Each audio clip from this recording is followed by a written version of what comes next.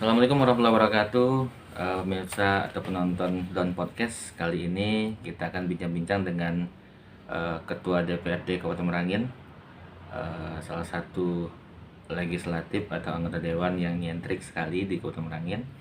Dan kita akan mengulas sedikit rencana-rencana ke depan Abong Pendi. Ya Bang ya. Ya, Selamat baik. pagi Bang. Selamat pagi. Assalamualaikum warahmatullahi wabarakatuh. Selamat pagi dimanapun masyarakat Merangin berada, khususnya Kanti Abong Pendi dimanapun berada tentunya. Selamat pagi, salam sehat, salam kuat, salam sejahtera, dan salam hebat tentunya. Beberapa pekan terakhir ini sangat tinggi gaungnya bahwa Abong Pendi sudah memutuskan untuk maju dalam kontestasi Ya. pemilihan bupati. Ya. Beberapa kalangan menganggap itu keputusan yang terlalu cepat untuk mengumumkan. Baik. Apa benar begitu Bang, kalau dari kacamata Abang? Baik, perjalanan hidup ini artiannya yang mengukur ketika kita menempah ataupun menjahit satu pasang baju kelengkapan kita. Artiannya tentu kita ukur sesuai dengan kapasitas tubuh kita. Artinya bagaimana menyikapi fenomena-fenomena yang kita hadapi, khususnya di Kabupaten Merangin. Yang kita tahu nanti 2024 adalah di mana tempatnya pesta demokrasi yang besar di saat Indonesia mencari calon presiden, calon wakil presiden, tentu juga DPR RI, DPD RI, bahkan juga kami di daerah, kita di daerah juga sama DPRD provinsi dan DPRD kabupaten. Dalam menghadapi tahun politik 2024, bagi kami bahwa tidaklah hal yang panjang, artinya jedanya tidak terlalu panjang. Di dalam politik ini hari-harinya tidak terasa. Apa yang kami lakukan? Apa yang kami lakukan tentulah sudah kami petakan. Spekulasi pemetaan ini kami rencanakan dengan penuh kematangan. Tadi Bung Doni mengatakan bahwa ada beberapa penilaian dari masyarakat dengan terlalu dini dan cepatnya Abong Pendi mengambil sikap. Bagi kami itu tidak terlalu cepat. Sangat relevan sekali dengan kondisi jabatan yang kami mengikat dengan diri kami sebagai Ketua DPRD Kabupaten Merangin. Tentunya tugas dan fungsi kami di sisi tugas dan fungsi untuk segi pengawasan yang ada di dalam Kabupaten Merangin ini, kami juga tugas dan tanggung jawab kami bagaimana kami ke bawah, ke tengah-tengah masyarakat untuk silaturahmi dengan masyarakat yang ada di 4 April di dalam wilayah Kabupaten Merangin. Ini adalah kewajiban kami tentunya. Kenapa? Di saat-saat kami turun ke lapangan, tentu masyarakat yang cerdas, masyarakat yang pintar bagaimana menghadapi 2024 nanti, tentu para masyarakat bertanya, kesiapan kami selaku Ketua DPRD untuk melihat, kami juga selain Ketua DPRD, kami juga adalah Ketua DPD Partai Golkar Kabupaten Merangin. Dengan kondisi yang mengikat, yang menempel pada diri kami, artiannya ada beberapa masyarakat yang ingin juga bertanya bahwa dalam menghadapi pilkada tahun politik ke depan dan pileg ke depan, tentu kami juga sudah mengambil sikap. Artinya dengan banyaknya pertanyaan-pertanyaan dari masyarakat, tentunya kami juga ingin menunjukkan bahwa konsistensi kami bahwa keputusan pada diri kami untuk memutuskan menghadapi tahun-tahun politik yang kami hadapi ini, memang kami sudah menyampaikan baik secara lisan, baik kami juga menyampaikan dengan media sosial, media online. Artinya kami sudah menyampaikan bahwa kesiapan kami untuk menghadapi Pilkada 2024. Dan kami juga sudah menyampaikan kepada masyarakat melalui lisan, melalui media online, media sosial bahwa kami untuk menghadapi pemilu legislatif kami tidak ikut kembali. Artinya kami mungkin lebih ingin berfokus dan konsentrasi di dalam sebuah pergerakan, meyakinkan masyarakat Kabupaten Merangin bahwa keseriusan saya untuk menghadapi Pilkada 2024 tentunya. Itu latar belakangnya gitu. Ya. Kemudian setelah Abang mengumumkan itu, bagaimana tanggapan masyarakat? Ya tentulah tanggapan masyarakat ini kan, inilah namanya demokrasi. Iya. Demokrasi ini kan tidak semua orang juga suka sama saya. Tapi di sebalik itu juga masyarakat juga ada yang menginginkan bahwa kami ikut serta di dalam kontestan Pilkada 2024. Tentulah dengan harapan-harapan masyarakat juga ingin ada perubahan, ingin ada peserta-peserta yang masih kategori artinya muda dan energik. Nah, karena apa? Karena kami juga melihat dari sisi kesiapan kami, faktor umur dan juga kesiapan fisik dan mental dan semangat kami, dan kami yakin bahwa ini bisa kami andalkan. Kami turun ke lapangan dengan penuh semangat, dengan penuh kepercayaan diri. Artinya inilah modal kami untuk meyakinkan kepada masyarakat bahwa kami siap untuk berkontestasi dalam rangka menghadapi pilkada tentunya. Dan juga tadi Bung Doni menyampaikan berbicara dengan kami bahwa bagaimana di tengah-tengah masyarakat, apakah masyarakat tanggapan masyarakat. Ya. Makanya kami sampaikan tadi bahwa ya namanya masyarakat itu kan hak daripada pemilih ya. Kita tidak bisa menjamin bahwa di Kabupaten Merangin ini sekian persen itu sudah ke kami. Artinya juga kami akan terus berjalan sesuai dengan perencanaan kami, pemetaan kami. Tentulah dengan perencanaan dan pemetaan kami ini, kami berharap nanti di saat tim survei yang kita minta untuk mensurvei, kami masuk ke dalam nominasi tingkatan persentasi yang cukup lumayan baik tentunya. Untuk hari ini, Merangin di sudut pandang Abang itu bagaimana kondisinya? Nah, alhamdulillah wa syukurillah kami bangga menjadi anak Merangin tentunya. Saya sendiri lahir pada tahun 1977 bulan Mei tanggal 15. Saya lahir di bumi Teli Undang Tambang Teliti ini, dan sampai hari ini kami masih diberikan karunia dan kesehatan oleh Allah Subhanahu wa taala dalam rangka kami saat ini sudah menjadi pejabat di negeri Merangin ini. Tentulah sisi daripada sudut pandang kami melihat sebuah Kabupaten Merangin. Kabupaten Merangin ini adalah kabupaten yang sudah berumur di Provinsi Jambi, negeri Sepucuk Jambi 9 Lora. Artinya dalam kesempatan ini dari sudut pandang kami melihat Merangin ini adalah kabupaten yang sangat nyaman, kabupaten yang sangat subur, kabupaten yang penuh dengan fenomenal. Artinya baik sisi tempat pariwisatanya, baik sisi toleran sesama antar agama, kerukunan, artinya luar biasa sekali, baik juga dari sisi kepemerintahannya. Namun tentulah harapan kita bersama-sama Merangin ke depan harus lebih baik daripada yang tentu sekarang ini. Nah, kenapa pergerakan pemerintah Kabupaten Merangin yang kami juga berharap dengan visi misi unggul di bidang pariwisata dan pertanian ini, tentulah harapan daripada seluruh masyarakat Kabupaten Merangin melihat sudut pandangnya bahwa banyak lagi yang harus memang diselesaikan, baik di sisi pariwisatanya, baik di sisi di pertaniannya, baik di sisi SDM-nya, baik di sisi pertumbuhan di area pertanian dan pasar, perkebunan, banyak yang harus kita memang benahi.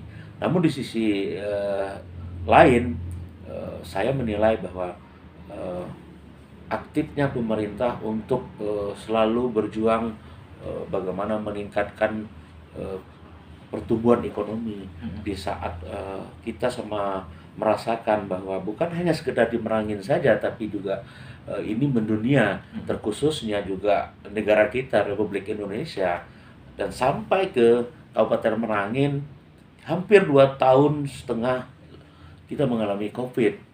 Nah, dalam keadaan penanganan COVID, Kabupaten Merangin termasuk kabupaten yang luar biasa, yang Forkopimdanya, yang seluruh elemen yang ada di dalam Kabupaten Merangin, TNI, Polri, ASN, dan juga tokoh-tokoh masyarakat yang berjibaku dan berjuang bersama-sama bagaimana berjuang ketika itu memutuskan mata rantai COVID. Nah, alhamdulillah kita termasuk kabupaten yang luar biasa, kabupaten yang kompak, kabupaten yang bersinergi dalam rangka memutuskan mata rantai COVID-19. Tentu kita bersama-sama merasakan bahwa bukan hanya di Merangin terpuruknya pertumbuhan ekonomi, bahkan kita negara Republik Indonesia, pemerintah Republik Indonesia yang di pusat juga hampir chaos menghadapi COVID-19 ini. Sehingga keuangan negara kita terlalu banyak cost-nya untuk penanganan COVID. Namun alhamdulillah wa syukurillah pada kesempatan ini kita sudah tidak merasakan lagi bahwa bahayanya COVID di tengah-tengah masyarakat. Nah, tentu kita juga tahu bahwa kemarin di sini di podcast ini saya menyampaikan bahwa permohonan maaf pada masyarakat Kabupaten Merangin atas ketidaknormalnya kami legislatif pemerintah Kabupaten Merangin dalam membangun Kabupaten Merangin selama menghadapi COVID-19. Artinya kurang bagusnya keuangan pemerintah sehingga kami merasakan belum maksimal untuk membangun Kabupaten Merangin bersama pemerintah Kabupaten Merangin karena keterbatasan keuangan kita. Namun di sebalik keterbatasan itu kami berupaya terus bersinergi dengan pemerintah Kabupaten Merangin dalam rangka membangun Kabupaten Merangin tentunya untuk lebih baik lagi gitu. Itu situasi kondisinya Bang Ya. Kemudian menuju BH1F. Tentu kita bicara kebijakan Bang. Nah, apa yang ingin Abang terapkan di Merangin? Perubahan bagaimana yang Abang terapkan di Merangin nantinya gitu Bang? Baik, tadi kan sudah saya sampaikan bahwa Merangin ini sudah sangat baik. Ya. Sudah artinya pemerintah sudah melaksanakan tugas dan fungsinya. Namun di sisi lain saya juga punya rencana yang baik juga untuk Kabupaten Merangin. Bahasanya sudah pastilah saya ingin membuat Merangin ini untuk lebih baik lagi. Di podcast ini juga kami ingin menyampaikan bahwa saya akan mempertahankan bahwa Kabupaten Merangin juga ke depan harus juga unggul di bidang pariwisata, di bidang pertanian, perkebunan. Karena apa? Karena Merangin satu-satunya yang bisa kita jual dan kita ekspos di tingkat nasional maupun internasional, pertama memang pariwisata. Pariwisata yang sangat kaya sekali, termasuk kita punya geopark. Geopark ini UNESCO sudah mengakui. Artinya ini tetap berkelanjutan ke depan jika Allah menakdirkan kami terpilih nanti menjadi Bupati Merangin 2024-2029. Tentulah kami akan membuat program-program yang menyentuh langsung kepada masyarakat. Karena apa? Karena itu adalah produk politik yang memang harus kita memberanikan diri untuk kita sampaikan di tengah-tengah masyarakat. Terlepas nanti masyarakat anemonya mungkin ada yang menerima, ada yang mungkin ragu-ragu, ada yang sangat menerima. Ini logika saja. Ini fenomena yang memang harus kita hadapi di tengah-tengah masyarakat. Namun sisi lain, kita sebagai tokoh yang ingin melihat kondisi Kabupaten Merangin ke depan, tentulah ingin lebih lebih baik, lebih sejahtera. Caranya seperti apa? Tentu peningkatan kualitas SDM anak-anak didik kita, anak-anak siswa kita, siswi kita yang sekolah, baik mulai dari tingkat kanak-kanak sampai ke eh, universitas. Nah, bagaimana caranya? Kami juga punya rencana dan mengajak kepada seluruh wali murid yang ada di Kabupaten Merangin. Saya mengajak bahwa alhamdulillah Kabupaten Merangin sudah punya universitas, Ya. Universitas Merangin yang cukup membanggakan Kabupaten Merangin. Nah, di sini juga saya ingin mengajak kepada seluruh orang tua wali murid, mengajak supaya, mohon maaf, nah, meminta untuk anak-anaknya bisa kuliah di negeri sendiri dan Universitas Merangin. Ya. Kenapa saya mengajak orang tua wali murid menyekolahkan anak-anaknya untuk kuliah di Kabupaten Merangin? Pertama, banyak keuntungan kita, Bung. Kenapa banyak keuntungan kita? Ketika anak-anak kita mulai dari Dapil 2 yang terjauh jaraknya itu ada di Tabel Barat.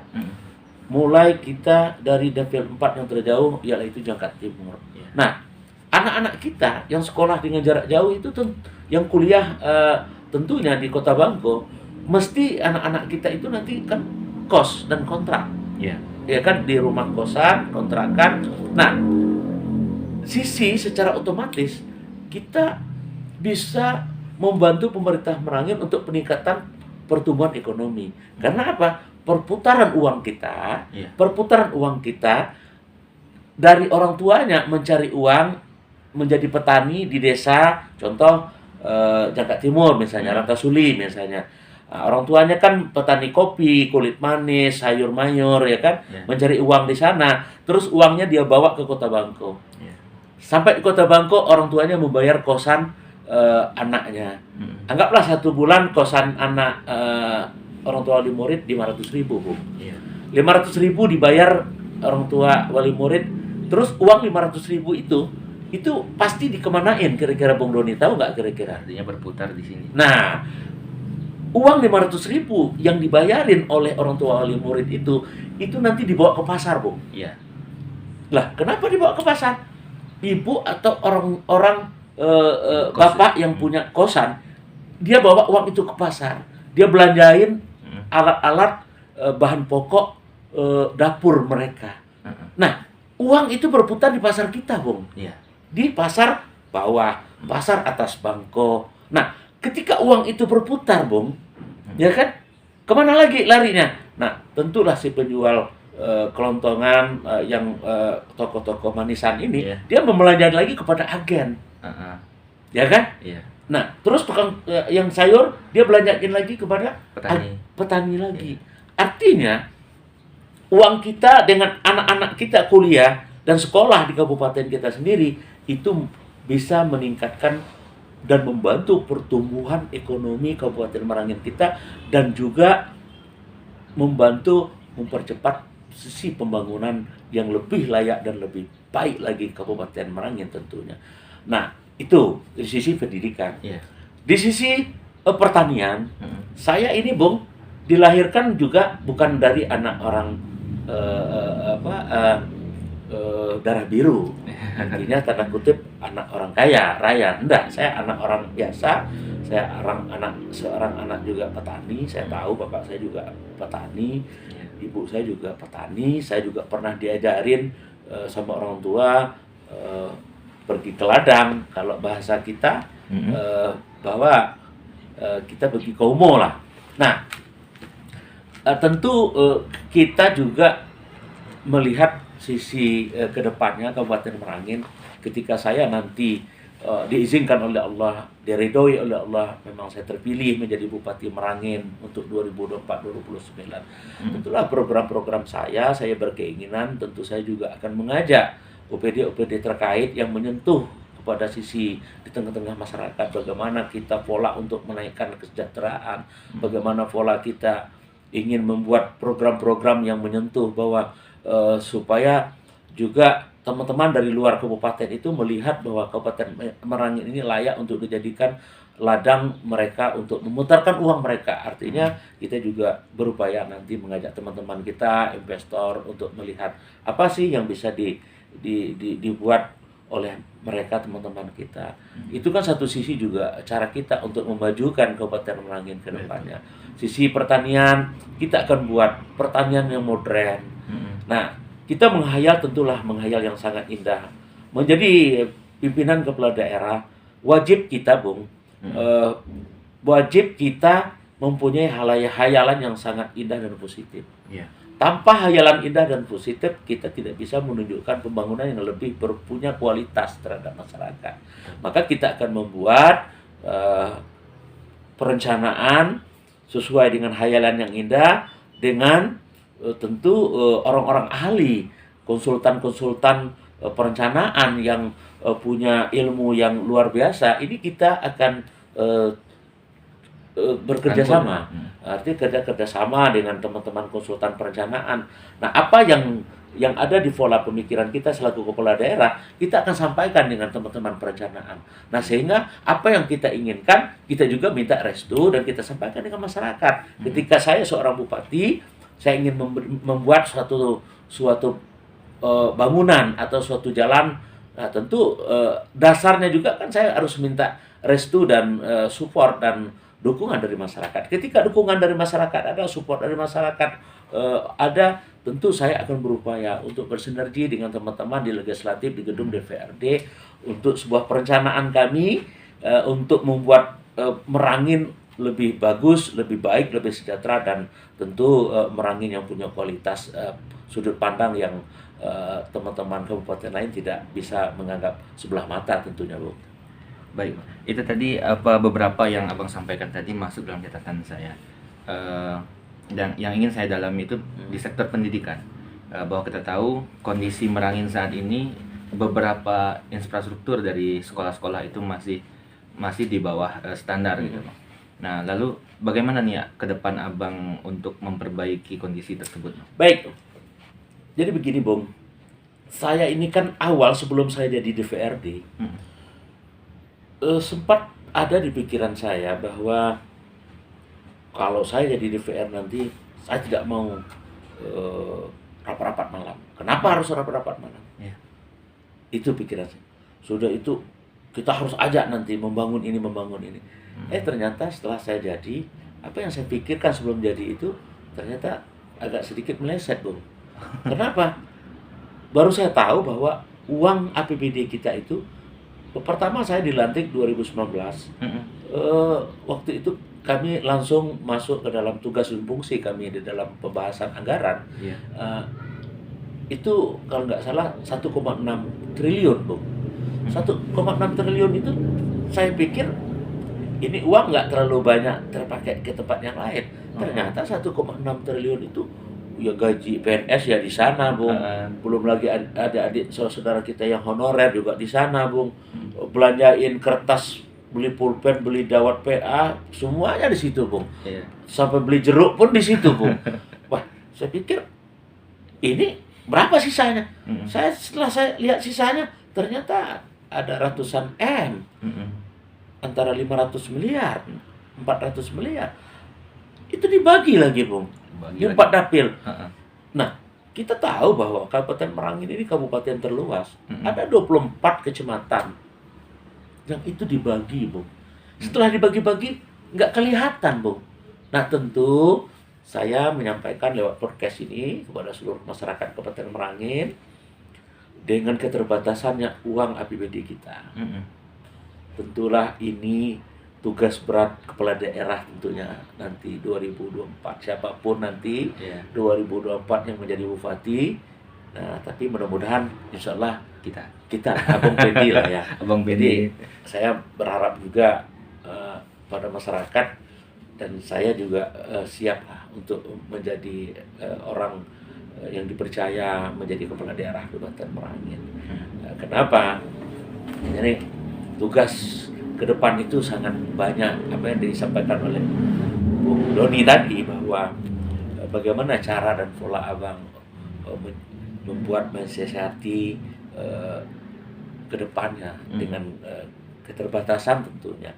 Yang jelas kepala daerah Kabupaten Merangin 2024-2009 nanti harus lebih semangat, harus lebih selektif, harus lebih menunjukkan bahwa tidak ada rasa capek pada tubuhnya. Yang harus dilakukan pertama, kepala daerah dan bupati Kabupaten Merangin ke depannya harus rajin-rajin main ke Jakarta. Lebih. Nah, begitu. Kenapa? Karena selain uang APBD kita, ya kan, yang ada, tentulah kita berharap dengan kita selaku kepala daerah selalu untuk silaturahmi dengan para kementerian-kementerian yang ada di Jakarta. Nah, disinilah cara kita, Bung. Nah, kalau kita berharap dengan uang APBD kita, terus kita sampaikan dengan masyarakat, waduh, nanti kalau saya bupati, aman lah, saya bangun ini. Saya tidak berani ketika, kalau dulu, kalau saya belum jadi DPR, saya mungkin berani, karena saya nggak paham. Iya. Tapi semenjak saya jadi DPR, saya paham, dan saya tidak berani kalau nuansa tinggi kepada masyarakat bahwa dengan adanya kekuatan uang APBD Kabupaten Merangin ini saya bisa begini dan begini. Tapi saya yakin dengan keterbatasan itu kita tata dan kita kelola. Tapi untuk penambahannya supaya lebih kelihatan kinerja pemerintah Kabupaten Merangin, ya kan? Nah, apalagi saya punya rencana visi misi saya dengan bahasa sebutan Merangin Hebat. Nah, Merangin Hebat ini kan banyak. H itu harapan, E itu ekonomi, ya kan? B itu beragama, ya kan? Jadi banyak. Nah, jadi sehingga visi misi saya juga mulai dari sekarang juga sudah mulai saya rangkain. Jadi bagaimana perjalanan saya ketika saya nanti menjadi kepala daerah. Nah, itu yang terpenting yang saya lakukan, bagaimana untuk meningkatkan percepatan yang dirasakan oleh masyarakat dari sisi pembangunan, baik pembangunan gedung, infrastruktur jalan, jembatan, dan lain-lainnya. Nah, caranya yang seperti itu, Bung. Kita jalan ke Kementerian PU Republik Indonesia. Kedua, kita wajib harus silaturahmi dan jalan ke Kementerian Dinas dan Kebudayaan, Pendidikan, ya kan? Ketiga, kita harus silaturahmi dan jalan ke Kementerian Kesehatan. Nah, keempat, kita harus main ke Kementerian Sosial. Kelima, kita harus main juga ke Kementerian Perdagangan. Kenapa? Di 5 ini, kalau saya melihat, ini banyak sekali kebutuhan masyarakat dan pemerintah Kabupaten Merangin, Bung. Di perdagangan, kita butuh koordinasi dengan kementerian itu bahwa ada di beberapa kecamatan yang ada di dalam wilayah Kabupaten Merangin ini yang membutuhkan pembangunan pasar. Nah, di sana kan kita pasti akan minta dengan Kementerian Perdagangan, dengan Menteri Perdagangan dan Koperasi ya. Nah, ini kan tentu kita dengan rajinnya kita ke kementerian ini, nah maka dapatlah kita uang, yaitu namanya dana DAK, ya kan, dana anggaran dari pusat gitu. Jadi inilah yang kita harapkan. Nah, tentulah, Bung, kita juga harus siap fisik. Kita fisik. Kepala daerah ini kan dia harus sehat. Sehat dalam kategori itu fit. Jadi walaupun dia berumur, walaupun dia muda, ya kan, harus fit. Kalau dia tua, misalnya masih fit, masih sehat, tetap kita dukung, semangat. Muda, kalau dia sakit, nggak efisien, bagaimana kita mau dukung? Artinya kita punya ingin kepala daerah Kabupaten Merangin ke depan yang energik dan juga tidak pernah mengenal lelah untuk membangun Kabupaten Merangin, untuk membuat Merangin lebih baik lagi gitu. Ya, seperti yang Mas sampaikan tadi bahwa kita ada keterbatasan dari sisi anggaran. Namun jika nanti gitu untuk kebijakan, tadi kan itu infrastruktur. Bagaimana kalau kita bicara kepada kesejahteraan dan barangkali mungkin rencana apakah Abang ada punya rencana memberikan beasiswa S2, S3 kepada tenaga pendidik kita dan kesejahteraan selanjutnya, Bang? Jadi begini, Bung, kalau untuk beasiswa kita kan melihat, saya memang di kancah politik Kabupaten Merangin ini bukanlah senior. Saya awalnya juga aktif di sebagai prajurit TNI. Tentu saya juga melihat kalau untuk sisi pendidikan ini, bagi saya nih Bung, bagi saya ini kan tentu saya juga punya keinginan perencanaan. Tentu kepala daerah yang lain juga punya sisi perencanaan juga. Kalau saya melihat, makanya saya sampaikan tadi bahwa saya ingin mengajak orang tua wali, murid yang ada di dalam wilayah Kabupaten Merangin untuk mengantar dan mengajak anak-anaknya. Ini mohon maaf, bukan saya ibaratnya, wah anak saya mau kuliah di Padang, mau apa, itu urusan kami, betul. Tapi saya selaku tokoh ingin mengajak, menghimbau. Ayo kita nyekolahin anak-anak kita kuliah, sekolah SMA, sekolah SMP di Kabupaten Merangin. Ya kan? Saya sendiri aja, Bung. Ya. Di podcast ini juga saya sampaikan pada seluruh masyarakat Kabupaten Merangin dimanapun berada.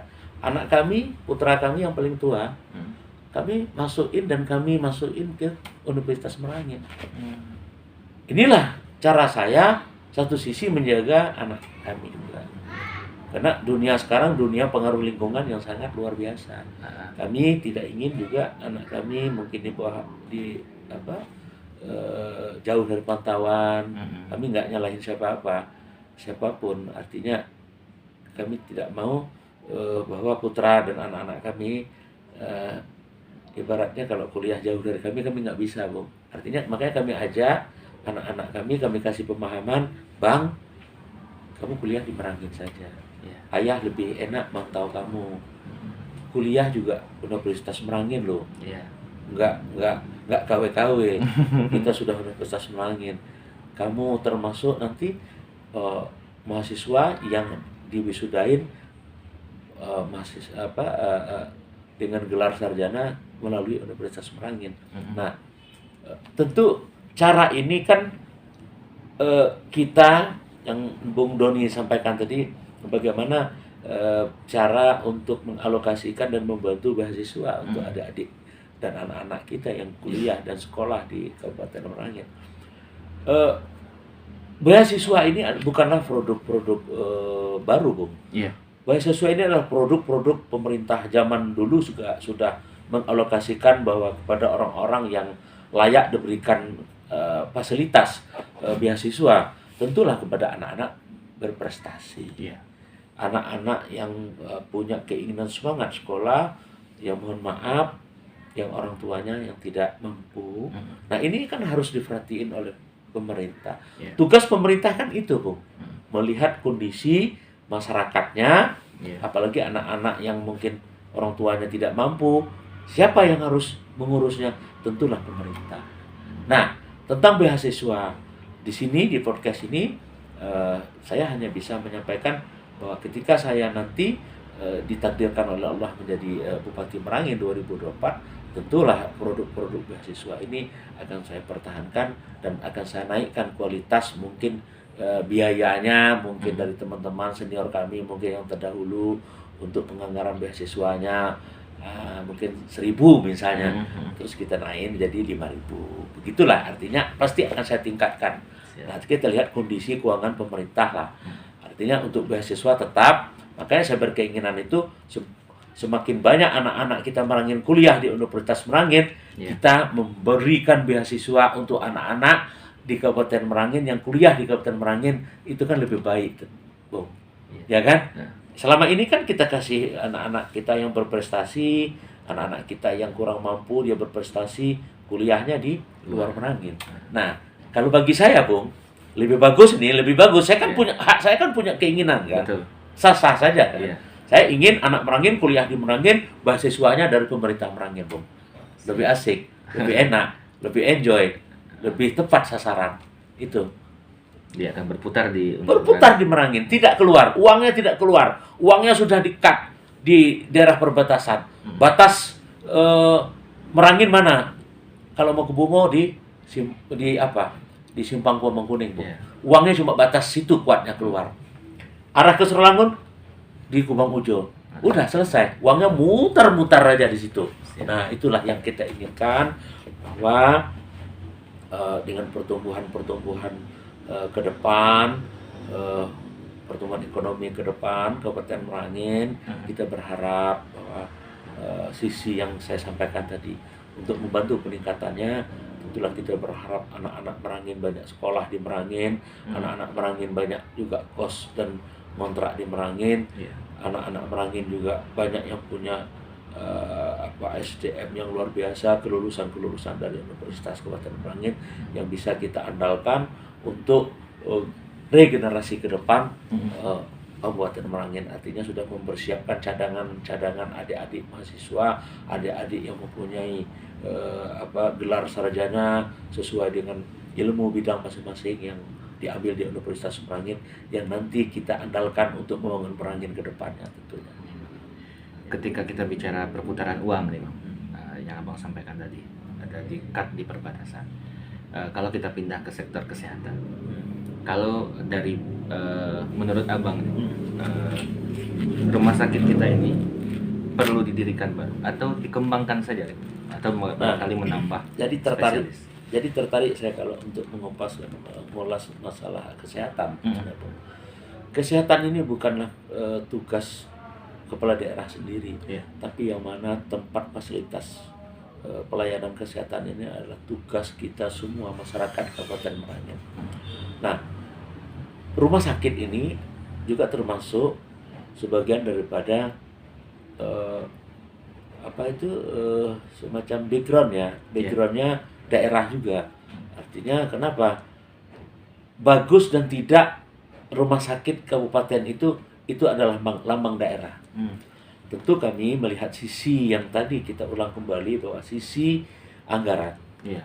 Sisi anggaran yang keterbatasan ini kami tentu tidak terlalu berani untuk menjanjikan serba wah dan serba cepat sisi untuk fasilitasnya. Bagi kami tadi Bung bertanya, apakah kita cukup mempertahankan gedung yang ada atau kita membangun baru? Kami tentu menjawab di podcast ini. Ya. Kalau bisa kita pertahankan gedung yang lama ini, tentu kita tidak perlu banyak lagi mengeluarkan kos. Hanya membenahi, memperbaiki, memelihara kan tidak begitu sulit. Ya. Ketimbang kita harus membangun dari nol, kita juga harus melontarkan uang yang banyak. Lebih baik uang itu kita bangun untuk fasilitas yang lain. Nah, kalau untuk kita benahi, tentunya kualitasnya yang pertama, bupatinya harus lebih fokus untuk mengawasi, melihat kondisi pelayanan kesehatan termasuk rumah sakit. Nah, kenapa? Semakin kepala daerahnya, semakin bupati lebih fokus ke sana, pastilah nanti satu pelayanannya pasti memuaskan, fasilitasnya pasti juga memuaskan, keindahannya juga begitu, kenyamanannya juga begitu. Artinya ke depan bagi saya rumah sakit Kolonel Abunjani ini tetap kita bagaimana membuat fasilitas gedung bangunannya kita tambahin, terus juga kita bagusin dengan kualitas bersih, rapi, nyaman dan sehat tentunya di situ. Termasuk spesialisnya. Termasuk kita akan cross check tentu kita berbicara di podcast hari ini. Ya. Dengan ketika saya harus jadi bupati 2024 tentu beda. Ya. Maka kita lihat nanti 2024 saya terpilih, masyarakat memilih saya, tentu saya akan mencoba untuk terus berbuat untuk masyarakat lebih baik lagi, baik di sisi pendidikan tadi, baik di sisi kesehatan dan juga perkebunan dan pertanian, pariwisata. Banyak sekali tugas-tugas pimpinan kepala daerah, khususnya Bupati Merangin 2024-2029 nanti Bu. Kemudian ini kita bicara keseharian Abang Pendi nih. Saya sering melihat di media sosial bahwa Abang Pendi sering berbelanja sendiri ke pasar. Nah, dari karena tentu Abang sudah melihat sendiri kondisi pasar kita. Dari sisi itu apa nih yang perlu dibenahi dari kondisi pasar? Jadi baik Bung Doni, ini ada sedikit pertanyaan yang sangat mungkin membuat saya senyum. Artinya dengan saya sering belanja ke pasar itu sudah tidak bisa lagi masuk ke kategori pencitraan. Oh ya, Saya memang hobi ya. hobi saya punya orang tua almarhum ayah saya, bapak. Bapak saya almarhum ada kesamaan yang saya lakukan sekarang, Bu. Bapak saya dulu juga hobi, dia ke pasar belanja, habis belanja dia masak. Ya. Nah, di sisi apa yang orang tua kami semasa hidupnya dia perlihatkan di tengah-tengah masyarakat, artinya ada kebiasaan orang tua almarhum saya yang saya ambil di sisi itu, Bu. Maka ada keasikan tersendiri buat saya. Selain saya juga pejabat publik di Kabupaten Merangin, ada sisi baik yang sangat tepat sekali saya sering belanja ke pasar itu. Pertama, kita tahu, Bu, posisi harga pasar. Ya. Nah, ini kecanduan akhirnya. Jadi, kalau saya berpikir, mohon maaf, kalau candunya sejenis-jenis mungkin dunia-dunia terlarang kayak candu narkoba, candu apalagi gitu ya. Iya. Nah, beda, Bung. Lebih parah candu belanja ke pasar itu. Kenapa? Kalau saya tidak belanja ke pasar dalam 1 minggu, kepala saya pusing, Bung. Sakit di sini. Artinya, ternyata belanja ke pasar ini membuat obat buat saya. Mungkin dengan cara saya seminggu sekali belanja ke pasar, mungkin Allah berikan umur panjang dan sehat untuk saya. Amin.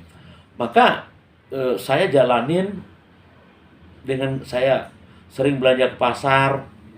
Ini kan kesempatan baik melihat pertumbuhan ekonomi, perputaran uang di pasar. Ya kan? Sehingga saya itu hafal sekali, Bung.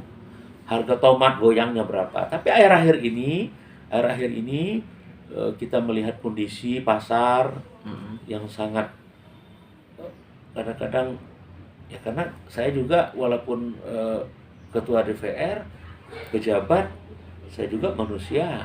Saya juga punya keterbatasan. Saya melihat kondisi harga cabai kita sudah sangat luar biasa, Bung. Hampir per kilonya 150.000. Iya. Ya kan? Tadinya saya belanja cabai merah itu sampai ada yang 15-16.000. Cabai rawit itu ada yang 20.000. Iya. Nah, 1 bulan belakang ini cabai itu mulai dari 50 sekarang udah 150. Kalau sayur-sayur seperti sayur yang ya mungkin pakis, genjer, daun singkong dan sayur lain itu ya nggak begitu harganya meningkat. Paling 1 ikat itu sekarang kalau pakis itu harganya 4.000, Bu, per ikat. Kadang-kadang saya tanyain, Bu, kenapa pakis kok bisa 4.000? Sungai banjir, payah nyarinya. Nah, masuk akal. Iya. Artinya paling-paling digoyang di situ. Tapi rata-rata pakis itu ada yang 2,5, ada yang 3.000. Itu umum di pasar. Terus daun singkongnya sama. Dan bawang itu kalau kita beli bawang yang gede-gede gini, yang gede gitu, yang jumbo itu lebih murah. Itu 25.000 kalau sekarang per kilo. Tapi kalau kita beli bawang yang kecil-kecil sekarang 70-60. Oh, lebih mahal Lebih mahal. Terus ikan. Nah, ikan ini kan dia nggak begitu terlalu meningkat harganya. Kalau ikan laut itu ikan laut, ikan yang dari Sumatera Barat, dari Medan gitu kan, ikan kalau bahasa kita Merangin kan ikan es. Kenapa kita sebut ikan es? Karena ikannya di dalam es batu. Maka kita nyebutin Merangin ikan es. Nah, termasuk ikan laut itu ya paling-paling ya harganya 33.000 dan kadang kalau dia lagi mungkin kapasitasnya banyak paling 26, 27 per kilo yang ikan itu ikan laut yang standar lah ya. Kalau masih terjangkau. Masih terjangkau. Terjangkau. Nah, terus ikan nila di angka 40.000. Ikan mas 45. Ayam 40-an, ayam boler kan. Kalau ayam kampung masih ya begitu aja lah harganya. Nah, ini tentu tidak terlalu mempengaruhi ibu-ibu dan kepala rumah tangga gitu ya, untuk jenis itu. Ya sekarang yang sangat mengganggu itu cabai, Bung. Cabai. Bukan hanya ibu-ibu saja yang sakit kepala, tapi bapak-bapak juga sakit kepala. Kenapa? Karena ibu-ibu mau belanja ke pasar, kasih uang biasanya 500.000, Iya. pergi ke pasar. Waktu sebelum cabai mahal, apa-apa mahal, plastiknya, asoilnya itu lumayan banyak. Sekarang ibu-ibu dikasih duit 500, nggak nampak isinya. Artinya itulah pertumbuhan ekonomi. Nah itulah dengan adanya hobi sedikit belanja ke pasar, saya secara otomatis tahu persis pertumbuhan harga-harga di pasar, Bung. Menjadi kebanggaan saya, menjadi kepuasan saya, menjadi hobi saya. Mungkin dengan seringnya saya belanja ke pasar, saya ulang kembali bahwa Allah berikan sehat dan umur panjang untuk saya. Itu. Kalau dari sisi ininya, infrastruktur atau mungkin kan yang sering dikeluhkan tuh beceknya gitu. Banyak sekali. Kalau itu di pasar kita yang ada di Kabupaten Merangin ini, tentulah banyak sekali yang harus dibenahi. Makanya kalau saya ke pasar di Kota Bangko ini, kan sering saya pakai celana pendek. Ya. Kalau nggak pakai celana pendek, Bung, kotor. Itu sebenarnya. Berarti mohon maaf pada seluruh masyarakat Kota Merangin, ketika saya pakai celana pendek, itu memang saya sengaja menghindari belanja di pasar, celananya takut kotor, ya kan? Nah itu sebenarnya artinya pas setelan di saat mau ke pasar. Terus enjoy juga, ngangkatin plastik belanjaan itu pede lah. Nah itu artinya itu menyesuaikan ya. Terus banyak yang harus dibenah di pasar, baik di dalam los pasar, baik juga penataannya, sehingga nanti kita bersama-sama, kalaupun kami ditakdirkan jadi bupati Kabupaten Merangin 2024, tentu saya akan langsung turun dengan sendirinya di tengah-tengah pedagang. Kalau apabila perlu, saya sendiri nanti yang membantu untuk ngangkatin barangnya untuk kita geser. Kalau di sini tidak bagus jualannya, kita pindahin ke situ. Saya nanti sendiri dengan teman-teman pedagang itu yang menyusun. Dan kita tidak perlu memakai kekerasan. Kita pakai senyum, kita pakai hati, kita ajak teman-teman kita, mari kita rapiin pasar kita. Mari kita bentuk pasar kita pasar yang modern. Mari kita bentuk pasar kita pasar sehat. Karena pasar sehat, kalau kumuh, tentu tidak sehat. Nah ini, Bupati sendiri tidak mampu. Bupati mampu membangun pasar yang punya kualitas baik, membantu membuat pasar yang sehat, harus dengan pedagang itu sendiri. Tapi tidak perlu dengan kekerasan. Kita andalkan senyuman kita, keikhlasan kita untuk memimpin, insya Allah bisa. Pasar Kabupaten Merangin, Kota Bangko layak dijadikan kota mendapatkan penilaian Adipura tentunya ke depan. Ini luar biasa sekali nih apa yang sudah Abang sampaikan. Jadi tadi Abang sampaikan bahwa kita akan mengedepankan Merangin hebat gitu. Oh ya, Merangin hebat. Jadi mungkin minta sedikit bocoran nih Bang. Merangin hebat ini nanti bagaimana gitu Bang. Maksudnya itu hebatnya itu filosofinya apa gitu. Hebat itu jadi begini. Kenapa muncul visi misi saya dengan background ke depan Merangin Hebat 2024. Tentu sudah melalui kajian, sudah melalui perencanaan, sudah melalui kajian-kajian ilmiah, ya kan? Karena saya melihat Merangin ini kan sudah 2 periode Merangin mantap. Ya.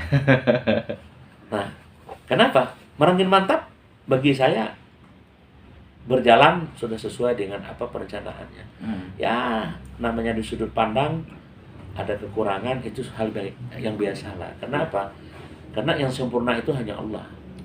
Kita tidak pernah ada kesempurnaan itu jatuh ke kita manusia biasa ini, tidak ada. Nah, tentulah dengan keterbatasan adalah mungkin masyarakatnya belum puas dengan Merangin mantap. Tapi bagi saya Merangin mantap sudah baik, sudah bagus. Artinya setelah Merangin mantap ini, makanya rangkaian visi misi untuk ke depan, Merangin ke depan ini harus menjadi Merangin hebat. Karena mantap hebat. Ya. Kenapa? Merangin mantap 2 periode, unggul di bidang pariwisata, unggul di bidang pertanian, visi misinya. Nah, ini juga nanti Merangin Hebat juga akan mempertahankan bahwa visi misi Merangin Mantap ini akan kami lanjutkan di Merangin Hebat. Kenapa? Ketika sudah nyatakan mantap, maka kita sempurnakan lagi dengan sebuah kehebatan pergerakan yang hebat, perencanaan yang hebat, ya kan? Nah, sehingga menjadi kesempurnaan. Kami ingin menyempurnakan Merangin Mantap menuju Merangin Hebat. Itu, Bu. Nah, yakinlah dengan susunan visi misi kami Merangin Hebat ini. Tadi kami sampaikan ada beberapa poin pendahuluan kepada Bung Doni bahwa hebat itu banyak filosofinya, harmonis, ya kan, harapan. Nanti kita akan buat kajian ilmiah dan kita hebatkan betul penjabarannya. Kalau ini kan masih terlalu jauh dan ini, sehingga kita hanya bisa kulit luarnya saja bahwa Merangin Hebat 2024 ini dengan filosofi bagaimana kami melihat sisi Merangin Mantap 2 periode dan kita lanjutkan menuju Merangin Hebat 2024 yang tentunya sudah sangat jelas dari bahasanya saja, kata-katanya saja subjektif bahwa hebat itu sudah tidak ada lawannya lagi. Selain mantap, tentulah hebat. Habis hebat, saya nggak tahulah nanti mungkin ada teman-teman yang lain mungkin yang mempunyai background visi misinya mungkin kalau sudah hebat itu paling top lagi ya, Bang. Top. Sebelum itu hebat 2 dulu, Bang. tentu itu pastilah ya. Hebat periode pertama untuk masyarakat Kabupaten Merangin, nanti Abang Pendi dimanapun berada, tentu kita akan melanjutkan Merangin unggul bidang pariwisata, unggul bidang pertanian, kami tambah lagi unggul di bidang perkebunan dan juga Merangin unggul dan berkualitas di bidang pendidikan. Nah, ini yang mau kita tambah nanti. Banyak nanti poinnya. Nah, kalau kualitas pendidikannya bagus, tentulah Meranginnya hebat. Nggak ada, dijamin. Nah, dijamin. Pada seluruh masyarakat Kabupaten Merangin, berikanlah. Artinya, insya Allah Merangin Hebat 2024 ini akan memberikan kualitas, pembuktian, kinerja, dan usaha. Namun, tetap harapannya juga atas dorongan, dukungan seluruh masyarakat Kabupaten Merangin tentunya. Ini terakhir nih, Bang. Tadi Abang sempat membocorkan bahwa 2024 Abang tidak ikut kontestasi Pileg. Berarti itu artinya kalau kami mengisyaratkan itu sudah siap pindah kantor berarti, Bang?